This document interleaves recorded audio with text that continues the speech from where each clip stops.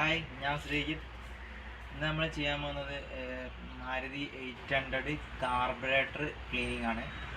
നമ്മളെ ഗുജറിയിൽ പോയിട്ട് ഒരു സെക്കൻഡ് ഹാൻഡ് കാർബറേറ്റർ നമ്മൾ കൊണ്ടുവന്നിട്ടുണ്ട്. അപ്പോൾ അതൊന്ന് ക്ലീൻ ആക്കണം, ഫിറ്റ് ചെയ്യണം. പിന്നെ കംപ്ലൈൻറ്റ് എന്ന് പറയുന്നത് വെച്ചാൽ മിസ്സിങ് ആണ് കംപ്ലൈൻറ്റ്. നമ്മൾ കോഡ് വയറും പ്ലഗ് കാര്യങ്ങളും അതൊക്കെ ചെക്ക് ചെയ്ത് മിസ്സിങ് പോയില്ല. പക്ഷേ കാർബറേറ്റർ ആണെന്ന് നമ്മൾ വാങ്ങിച്ച് കാർബറേറ്റർ സെക്കൻഡ് ഹാൻഡ് വാങ്ങി ഫിറ്റ് ചെയ്യാൻ വേണ്ടി പോവുകയാണ്. ഈ കാർബറേറ്റർ കംപ്ലൈൻറ്റ് വരുന്നത് വെച്ച് കഴിഞ്ഞാൽ സഡൻ ആക്സിലേഷൻ ഉള്ള കംപ്ലൈൻറ്റ് വരും. മിസ് വയറിങ്, കാർബറേറ്ററിനകത്ത് കാർബൺ അടിഞ്ഞിട്ട് അതിൻ്റെ ജെറ്റും കാര്യങ്ങളൊക്കെ ബ്ലോക്ക് ആവും, അതിൻ്റെ പാസേജും കാര്യങ്ങളും ബ്ലോക്ക് ആവും.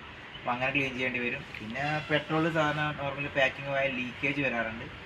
അങ്ങനെയൊക്കെയാണ് കാർബറേറ്റർ ക്ലീനിങ് ചെയ്യാനും റിപ്പയർ ചെയ്യാനും ചെയ്യുന്നത്. ഇനി നമുക്ക് കാർബറേറ്റർ എങ്ങനെ ക്ലീൻ ചെയ്യുന്നതെന്ന് നോക്കാം.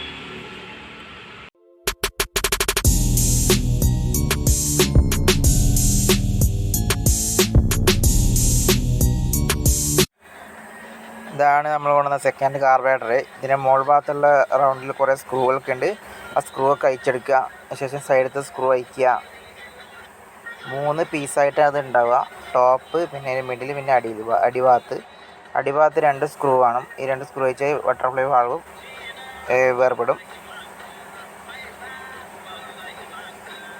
ഇനി അത് ഒരു ദിവസം ബ്രേക്ക് ഓയിൽ ഇട്ട് വെച്ചിട്ട് നമ്മൾ ക്ലീൻ ചെയ്തെടുക്കാം.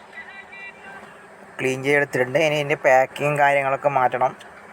ആദ്യമായി ചെയ്യുന്നത് നമ്മളെ മെമ്മറൈൻ പമ്പിൻ്റെ പാക്കിംഗ് ആണ് മാറ്റുന്നത്. നമ്മൾ സഡൻ ആക്സിലേഷൻ സമയത്ത് നമുക്ക് കൂടുതൽ പെട്രോൾ ഈ കാർബറേറ്ററിനകത്തേക്ക് വരണമെങ്കിൽ ഈ പമ്പ് വർക്ക് ചെയ്യണം.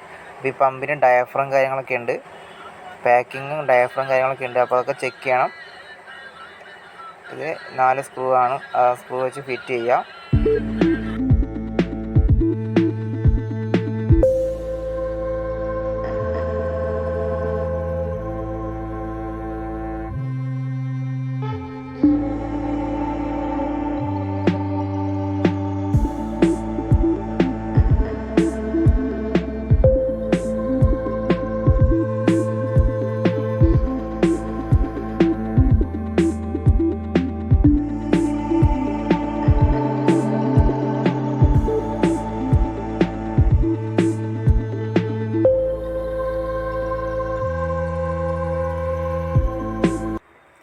ഇനി അടിഭാഗത്ത് ഒരു ബട്ടർഫ്ലൈ കാണും. അപ്പോൾ ആ ബട്ടർഫ്ലൈ ഫിറ്റ് ചെയ്യാൻ വേണ്ടിയിട്ട് ഒരു പ്ലാസ്റ്റിക്കിൻ്റെ ഒരു കട്ടിയുള്ള പാക്കിങ്, പിന്നെ 2 ഭാഗത്തായിട്ട് പേപ്പർ പാക്കിങ് ഉണ്ട്. ഇതിന് 2 സ്ക്രൂ മാത്രമേ ഉള്ളൂ.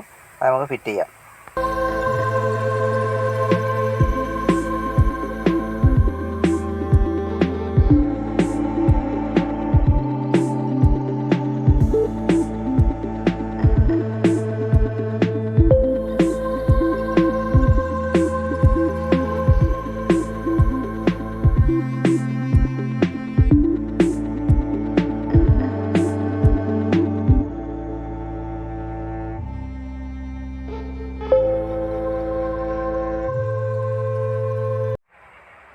കാർബറേറ്ററിൻ്റെ ടോപ്പ് ഫിറ്റ് ചെയ്യാം. ഒരു നീഡിൽ വാൾവ് കാണും, ഒരു ഫ്ലോട്ട് കാണും. ഈ നീഡിൽ വാൾവ് വർക്കിംഗ് എന്ന് പറഞ്ഞാൽ ഇതിൽ കാർബറേറ്ററിൽ പെട്രോൾ നിറയുമ്പോൾ ഈ ഫ്ലോട്ടിനൊരു കണക്ഷൻ ഉണ്ട്, നീഡിൽ വാൾവ്. അപ്പോൾ ഈ ഫ്ലോട്ട് പൊങ്ങിയിട്ട് പെട്രോൾ അടയും. അതായത് നമ്മൾ പമ്പിൽ നിന്ന് പിന്നെ കാർബറേറ്ററിലേക്ക് എണ്ണ വരില്ല. അതാണ് ഇതിൻ്റെ നീഡിൽ വാൾവിൻ്റെ ഫങ്ഷൻ.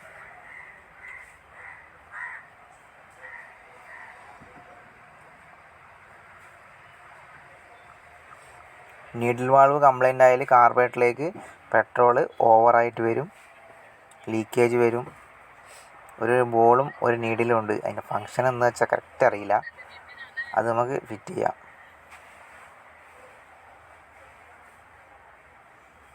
നമുക്ക് ടോപ്പ് ഫിറ്റ് ചെയ്യാം.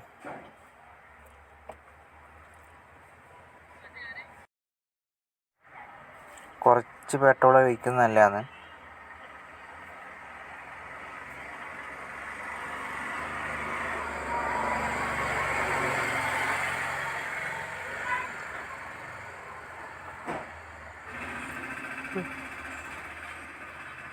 അയ്യോ, ഒരു സംഭവം ഫിറ്റ് ചെയ്യാൻ മറന്നു. അതിൻ്റെ വെഞ്ചുരി ഫിറ്റ് ചെയ്യാൻ മറന്നുപോയി. ആ വെഞ്ചുരി ഫിറ്റ് ചെയ്ത് നമുക്ക് ഫിറ്റ് ചെയ്യാം.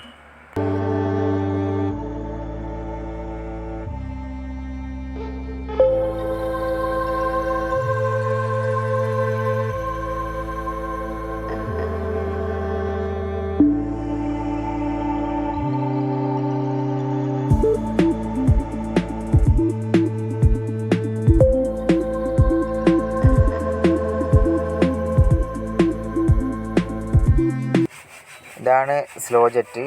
അധികം എന്താ പറയുക, ആക്സിലേറ്റർ ഒഴിവാക്കിയാൽ വണ്ടി ഓഫാകുന്ന ഒരു പ്രവണത വന്നാൽ വർക്ക്ഷോപ്പിൽ പോയാൽ അധികം ക്ലീൻ ചെയ്യുന്ന ഒരു സാധനമാണിത്. Slow speed ജെറ്റാണിത്. ഇത് കംപ്ലൈൻ്റ് ആയാൽ ഐഡിയലിങ് നിൽക്കില്ല. ഈ ഓറിങ്ങെല്ലാം കറക്റ്റ് ചേഞ്ച് ആക്കിയിട്ട് ഫിറ്റ് ചെയ്യണം. നമുക്കത് ഫിറ്റ് ചെയ്യാം.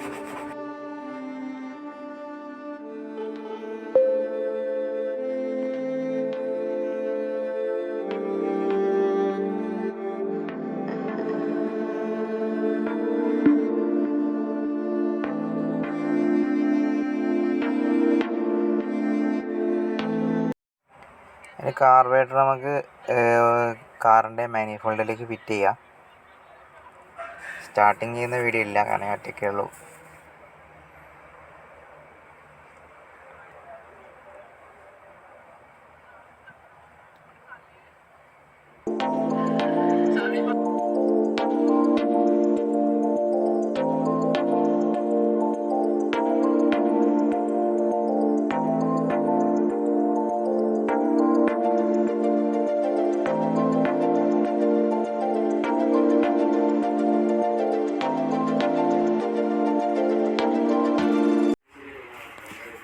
ഇതാണ് RPM അഡ്ജസ്റ്റ് ചെയ്യുന്ന സ്ക്രൂ. ഇത് തിരിച്ചാണ് വണ്ടിയുടെ RPM കൂട്ടുന്നതും കുറക്കുന്നത്. അതായത് റേസിങ് കൂടുന്നു പറയുന്നത്. ഇത് എയർ മിക്സ്ചർ സ്ക്രൂ ആണ്. ഇതെങ്ങനെ അഡ്ജസ്റ്റ് ചെയ്യാമെന്ന് ഞാൻ പറഞ്ഞുതരാം.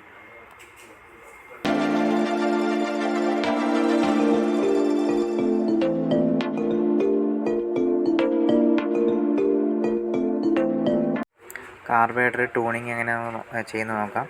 ഈ air mixture screw full tight ചെയ്ത് വെക്കുക. ഫുൾ ടൈറ്റ് ചെയ്യുക എന്ന് പറഞ്ഞാൽ വണ്ടി ഓഫാവുന്ന ഒരു ടെൻഡൻസി വരെ ടൈറ്റ് ചെയ്യുക. അതിനുശേഷം ആൻറ്റി ക്ലോക്ക് വൈസിൽ രണ്ടര റൊട്ടേഷൻ ആൻറ്റി ക്ലോക്ക് വൈസിൽ ലൂസ് ചെയ്യുക.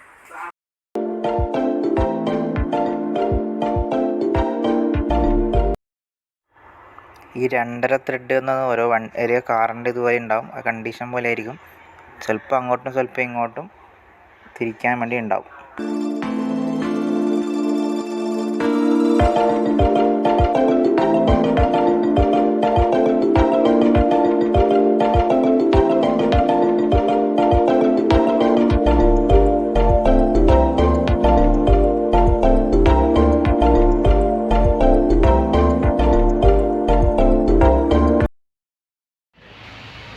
അപ്പോൾ ഈ വീഡിയോ കുറച്ചെങ്കിലും ആരെങ്കിലും മനസ്സിലായെന്ന് വിചാരിക്കുന്നു. എല്ലാം എന്തായാലും മനസ്സിലാവില്ല.